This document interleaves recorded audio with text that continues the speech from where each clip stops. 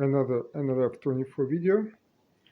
So this time we are trying to make a water drone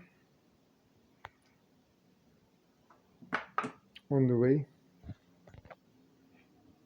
So this is a regular DC motor with a small propeller in boxes from plastic from supermarket, as you can see here.